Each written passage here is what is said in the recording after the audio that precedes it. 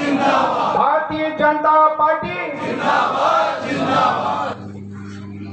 आज के मंडल हरणगांव मंडल के प्रशिक्षण कार्यक्रम में उपस्थित हमारे मंडल के महामंत्री, मंडल के अध्यक्ष श्री राजेश जी मीणा साहब, देवास से मेरे साथी जिले के महामंत्री मेरे मित्र विकास जी गिरी, मंच पर उपस्थित सारे हमारे मंडल के वरिष्ठ जन, जिला पंचायत के सदस्य लखन दादा, बाकी नाम मुझे ध्यान नहीं है, दीदी प्रहलाद जी, मदन जी दादा, उपस्थित आईटी सेल के हमारे सेंधव जी, विश्वा मोर्चा मंडल के अध्यक्ष भाई वसीम जी, उपस्थित सारे वरिष्ठ जन, कार्यकर्ता मित्रगण और मातृशक्ति। भारतीय जनता पार्टी में अटल जी लोक पुरुष हुए हैं। वो राजनीति के सूर्य की तरह से चमके हैं। उन्होंने एक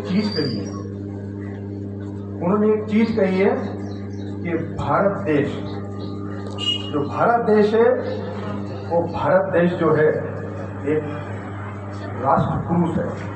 भारत एक राष्ट्र पुरुष है, ना कि एक जमीन का टुकड़ा है। वो जीता जागता एक राष्ट्र पुरुष है। ये भारत भूमि अर्पण की भूमि है, ये तर्पण की भूमि है। ये भारत भूमि वंदन की भूमि है, अभिनंदन की भूमि है। इसका एक एक कंकर शंकर है, इसका एक एक कंकर शंकर है, इसकी एक एक बूंद गंगा है।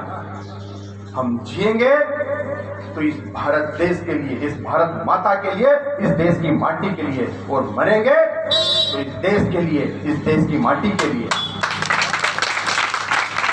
और मरने के बाद बहती हुई अस्थियों को कोई कान लगाएगा तो उसमें से एक ही आवाज आएगी, भारत माता की जय, भारत माता की जय। ऐसे हमारे देश के हमारे कार्यकर्ता है। भारतीय हमारे जो लोग खुश हुए हैं, भारतीय जनसंघ की स्थापना की है सन 1951 में श्यामा प्रसाद मुखर्जी जी। हमारे पंडित जी दीनदयाल जी उपाध्याय जी उनके साथी रहे हैं। उन्होंने विचारधारा क्या दी है, हम आज विचारधारा से, उस विचारधारा से जुड़े हैं। भारतीय जनता पार्टी की विचारधारा भारतीय जनता पार्टी की विचारधारा क्या है? भारतीय जनता पार्टी की विचारधारा है राष्ट्रवाद, राष्ट्र प्रेम। ये भारतीय जनता पार्टी की विचारधारा है। भारतीय जनता पार्टी की विचारधारा है अखंड भारत। भारतीय जनता पार्टी की विचारधारा है कि भारत जो सोने की चिड़िया था, वापिस वो सोने की चिड़िया बने और भारत देश विश्व का नेतृत्व करे। ये भारतीय जनता पार्टी की विचारधारा है। ये विचारधारा को लेते हुए अटल बिहारी वाजपेयी जी, उन्होंने भी इस विचारधारा के साथ चले और आपने देखा विश्व देखता ही रह गया और परमाणु विस्फोट कर दिया। परमाणु विस्फोट कर दिया, विश्व को, पूरे विश्व की आंखों में धूल झोंक के परमाणु विस्फोट कर दिया और भारत को एक परमाणु राष्ट्र के रूप में उन्होंने स्थापित किया। उन्हीं की विचारधारा को आगे बढ़ाते हुए हमारे देश के प्रधानमंत्री नरेंद्र मोदी जी भी चल रहे हैं। वही विचारधारा के साथ नरेंद्र मोदी जी चल रहे हैं। उन्होंने 50 देशों की यात्रा की 5 सालों में, उसके बाद 11 देशों की यात्रा की और भारत को विश्व के अंदर एक मजबूत राष्ट्र के रूप में उन्होंने खड़ा किया। आज पूरा विश्व भारत के साथ खड़ा हुआ है। दो देश को छोड़ दिया जाए, भारत और पाकिस्तान को, तो सारा विश्व आज नरेंद्र मोदी जी के नेतृत्व में भारत के साथ खड़ा है, कंधे से कंधे मिलाकर खड़ा है। आज 70 सालों में ऐसा कोई देश का प्रधानमंत्री नहीं हुआ जो उनके साथ इस तरह से मजबूती के साथ पूरा विश्व खड़ा है। तो प्रधानमंत्री का नेतृत्व है जो एक ईश्वरीय नेतृत्व है, जो पूरा विश्व आज ये चाहता है कि हम भारत के साथ रिश्ते बनाएं, भारत के साथ दोस्ती बनाएं। आज पूरा विश्व भारत की तरफ देख रहा है और भारत की तरफ निगाहें लगाकर, टकटकी लगाकर बैठा हुआ कि दुनिया में भारत का नेतृत्व हो। पूरा विश्व चाहता है कि पूरी दुनिया में भारत का नेतृत्व हो। उसी को जब प्रधानमंत्री नरेंद्र मोदी जी 2014 में प्रधानमंत्री बने तो उनकी विचारधारा को आगे बढ़ाया। उनकी विचारधारा को आगे बढ़ाते हुए उन्होंने, हमारे जो महापुरुष हो उनकी विचारधारा को आगे बढ़ाते हुए उन्होंने पहले जमीन से जो जुड़े हुए लोग हैं, जो जमीन, जो अंतिम व्यक्ति का इंसान है, उसके बारे में प्रधानमंत्री ने सोचते हुए आगे उनकी योजनाएं बनाई। प्रधानमंत्री जी ने सन 2014 में हमने देखा होगा किस तरह से लोग कर्ज में डूबे होते थे, कर्ज लेना पड़ता था, किस तरह से लोग दर दर भटकते रहते थे। जो पैसा उनको मिलता था किसी भी स्कीम का, या तो सब्सिडी का ले लो या पेंशन का ले लो, किसी भी सरकारी योजना का कोई भी पैसा मिलता था तो वो पैसा 2014 के पहले जो भी मिलता था या तो उनको आधा मिलता था या तो मिलता ही नहीं था, ऑटोमेटिक उसको ऊपर का ऊपर ही साफ कर दिया जाता था। तो प्रधानमंत्री जी ने जब ये देखा तो प्रधानमंत्री जी ने 2014 में जन धन योजना लागू करी। जन धन योजना लागू करी और 3 करोड़ जो देश के अंदर खाते हुआ करते थे, पूरे देश में 3 करोड़ मात्र खाते हुआ करते थे, प्रधानमंत्री जी के नेतृत्व में 31 करोड़ 31 लाख खाते जन धन योजना के अंतर्गत आए कि अब मेरे देश का कोई भी इंसान, कोई भी देशवासी किसी भी तरह की, इस तरह की जो उनके साथ कुछ गलत हुआ है तो देशवासी हमारा जन धन योजना के अंतर्गत वो उसका फायदा मिलेगा, उसके साथ कभी भी कोई भी धोखा नहीं कर पाएगा। जो पिछली सरकारों के समय से धोखा होता आया है वो धोखा अब कोई नहीं कर पाएगा। हर योजना का पैसा उसके खाते में जाएगा। 100 रुपया भेजा है सरकार ने तो 100 रुपया उसके खाते में जाएगा, 50 रुपया भेजा तो 50 रुपया उसका खाते में जाएगा। अब कोई चोरी नहीं कर पाएगा। आपने 2014 के बाद देखा है देश से उन्हें इस तरह से स्वच्छ कर दिया है। उसने देश को इस तरह से स्वच्छ किया है, भ्रष्टाचार का सर्वनाश कर दिया, भ्रष्टाचार को झाड़ू लगा के साफ कर दिया है। उन्होंने देश को इस तरह से स्वच्छ किया कि आतंकवादी लोग जब आंख उठा के देखते थे तो आतंकवादियों की आंख फोड़ने का काम किया। उसके पहले देश के अंदर हमारे सैनिकों के साथ फुटबॉल बना के खेला जाता था, लेकिन जब देश के प्रधानमंत्री नरेंद्र मोदी जी आए तो उन्होंने फुटबॉल किया, उनके घर में घुस घुस कर एयर स्ट्राइक करी, एयर स्ट्राइक कर करके पूरे आतंकवादियों को खत्म करने का काम किया। ये हमारे देश के प्रधानमंत्री नरेंद्र मोदी जी ने किया है। उनसे जब इस तरह की चीज आगे हर इंसान के बारे में सोचते चले गए, हमारे यहाँ के बहन बेटी माता बहनों के बारे में जब उन्होंने सोचा, माता बहनें मेरी किस तरह से आंसू बहाती है और किस तरह से उनके अंदर धुआं अंदर जाता है और किस तरह से फेफड़े खराब होते हैं उनके, और फेफड़े खराब होके किस तरह से उनकी मृत्यु हो जाती है, किस तरह से उनकी मृत्यु हो जाती है और किस तरह से परेशानी उठाते हुए लकड़ी का आग लगा के चूल्हा जला के और रोटी सेकती है। उनसे रहा ना गया और उन्होंने प्रधानमंत्री उज्ज्वला योजना लागू कर दी। आज तक इतने साल हो गए देश के अंदर इतने साल हो गए, लेकिन किसी ने नहीं सोचा कि 8 करोड़ लोगों को गैस का चूल्हा कनेक्शन दिया जाए, वो फिर फ्री दिया जाए। आज तक 70 साल हो गए, क्यों नहीं सोच पाए? प्रधानमंत्री जब जमीन से उठता है और जब ऊपर जाता है तो जमीन के लोगों के बारे में सोचता है, जमीन के लोगों के बारे में सोचता है दोस्तों। और उन्होंने 8 करोड़ गैस के कनेक्शन देने का इस देश के अंदर माता बहनों के आंसू पोंछने का काम किया। उन्होंने माता बहनों के आंसू पोंछने का काम किया। जब देश के अंदर हमारे गरीब पिछड़े वर्ग के लोग रहते हैं तो देखते थे कि किस तरह से उनके घर के अंदर पानी टपक रहा है, किस तरह से वो बरसात के अंदर परेशान हो रहे हैं, किस तरह से वो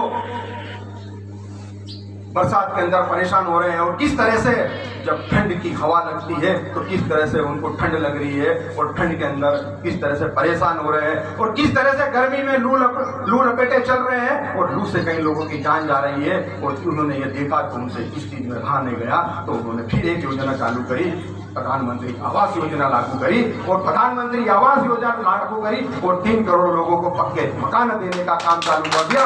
3 करोड़ लोगों को पक्के मकान देने का काम चालू किया और 3 करोड़ लोग आज तक पक्की छत में रहते हैं। और भारत का उनका प्रधानमंत्री नरेंद्र मोदी जी का संकल्प है कि 2024 में किसी के घर के अंदर कच्ची छत नहीं होगी, हर घर के अंदर पक्की छत होगी। अब मेरे देशवासी किसी भी तरह की लू से, ठंड से और बरसात से परेशान नहीं होगा, बीमार नहीं होगा।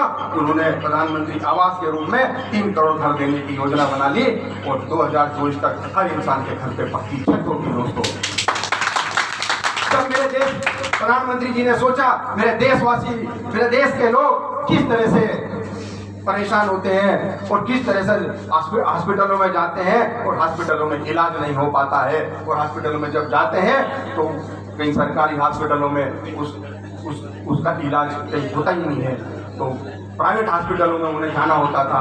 प्राइवेट हॉस्पिटलों के पैसा उनके पास होता नहीं था, पैसा होता नहीं था तो कैसे प्राइवेट हॉस्पिटल में जाए। तो कई लाख हजारों लोग उन बीमारियों से मर गए, उन बीमारियों से मर गए। कई हमारे देशवासी उस बीमारी से मर गए। जब जमीन से उठता है आदमी और जब ऊपर जाता है और देश का प्रधानमंत्री बनता है तब वो सोचता है, वो क्या सोचता है, हर आदमी को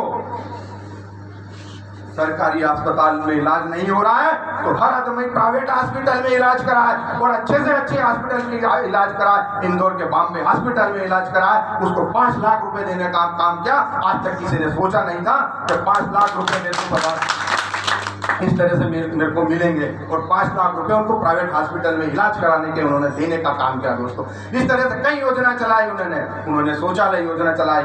शौचालय, यदि आज शौचालय नहीं होते दोस्तों तो आज देश में क्या होता है इस कोरोना काल में, आज देश में क्या होता है कोरोना काल में, किस तरह से बीमारी होती, किस तरह से हमारे अंदर मच्छर और बीमारियों का, अस्वच्छता का प्रकोप था। उन्होंने स्वच्छता के माध्यम से शौचालय बनवाए और सारी कई योजनाएं चालू की उन्होंने, खाली अंतिम व्यक्ति तक उसका फायदा मिलते रहे, इस तरह की सारी योजना उन्होंने तैयार की। अब बात करते हैं कोविड-19 की। कोविड-19 चालू हुआ तो विश्व पूरा भारत की तरफ टकटकी लगाकर देखा हुआ था। 2019 में जब चाइना का वायरस हमारे विश्व के अंदर ने प्रकोप धारण किया, विश्व में पूरे चाइना के वायरस ने प्रकोप धारण किया, पूरा विश्व थर्रा गया था। भारत ने पूरे विश्व की मदद देना चालू कर दी, पूरे विश्व को मदद की और देश को भी प्रधानमंत्री नरेंद्र मोदी के नेतृत्व में देश को भी उन्होंने बचाया, और पूरे विश्व की मदद की। जो पूरी आज से नरेंद्र मोदी प्रधानमंत्री जी के पहले आज पूरा विश्व हम पूरा विश्व हमारी मदद करता था, लेकिन हमने कोविड के अंदर पूरे विश्व की मदद करी और कोरोना को प्रथम वेव को हमने खत्म किया। कुछ गलतियों की वजह से सेकंड लेयर हमारे देश में प्रवेश हुई, लेकिन उसको भी हमने कुछ समय में खत्म कर दिया। उसमें भी नरेंद्र मोदी जी 24 घंटे में 20-20 घंटे काम किया। उन्होंने 20-20 घंटे काम करने के बाद उन्होंने आकाश से, जल से, थल से और नभ से, हर जगह से, चारों दिशाओं से उन्होंने दवाई गोलियां, वेंटिलेटर, ऑक्सीजन, हर तरह की चीज उन्होंने मंगाने का काम किया। और मंगाने के साथ साथ उन्होंने देश के मेरा नागरिक कोई भी ये बीमारी से किसी तरह से परेशान ना हो, बिना दवाई से वो उसकी मृत्यु ना हो, उन्होंने पूरे विश्व से, हर जगह से, चारों दिशाओं से दवाई गोली मंगाने का काम किया और देशवासियों को बचाने का काम किया। दोस्तों, देशवासियों को बचाने का काम किया। अब देशवासी उसके बाद देखना कितनी जल्दी वो बीमारी खत्म हो गई। उसके बाद भी उनको झेलना पड़ा, तो उन्होंने 20 लाख करोड़ रुपए पूरे देशवासियों को, जो नीचे से ऊपर तक के जो परेशान हो चुके थे लॉकडाउन के अंदर, उन्होंने 20 लाख करोड़ देने की योजना बनाई। 20 लाख करोड़ देने की योजना बनाए कि गरीब आदमी जो कपान की दुकान चलाता है, जो ठेला चलाता है, जो जूता पालिश करता है, उसको भी 10,000 रुपए का फायदा मिले, किसी को भी अंतिम व्यक्ति तक उसका फायदा मिले। उन्होंने 20 लाख करोड़ रुपए की योजना चालू की। 20 लाख करोड़ की योजना के अंदर उन्होंने आगे जाके देखा कि मेरे बहनें, माता बहनें कितनी परेशान हो रही है खाना बनाने के लिए, फिर उनको गैस नहीं मिल रही खाना बनाने के लिए, फिर उनके पास पैसा नहीं है। तो उन्होंने 24 करोड़ गैस की टंकियां पूरे देश के अंदर वितरित करने का काम किया। बिना पैसे में पूरे देश के अंदर वितरित करने का काम किया। 24 करोड़ गैस के सिलेंडर उन्होंने इस कोरोना काल में पूरे देश के अंदर दिए। उससे भी उनका मन नहीं भरा, उन्होंने देखा कि मेरे देश के लोग किस तरह से परेशान हो रहे हैं, किस तरह से भूखे रह रहे हैं, लेकिन किसी के हाथ में हाथ नहीं फैला रहे हैं, किसी के सामने हाथ नहीं फैला रहे हैं। मेरे देश के लोग किस तरह से भूखे रह रहे हैं, लेकिन किसी के सामने हाथ नहीं फैला रहे हैं। ये भारतीय संस्कृति है, ये भारतीय सनातन है। हम मर जाएंगे लेकिन हाथ नहीं फैलाएंगे। ये चीज उनने देखी। उसके बाद उनके मन में ये विचार आया, मैं हर इंसान को 5 किलो अनाज देने का काम करूंगा, हर महीने 5 किलो अनाज देने का काम करूंगा। 80 करोड़ लोगों को उसका फायदा हुआ दोस्तों, 80 करोड़ लोगों को उससे फायदा हुआ। 26,000 करोड़ रुपए का देश को उसका बजट रखा गया, 26,000 करोड़ का बजट रखा गया और 80 करोड़ लोग आज उस 5 किलो जो पात्रता पर्ची जो मुद्रित हो रही होगी, उसको पात्रता पर्ची भी सही जगह और सही हाथों में जाए, वो चीज़ का भी हमको मंडल स्तर से और बूथ स्तर पर ध्यान रखना भाइयों। उसको भी ध्यान रखते हुए आगे ये काम करना कि हर इंसान को हर चीज़ उपलब्ध हो सके।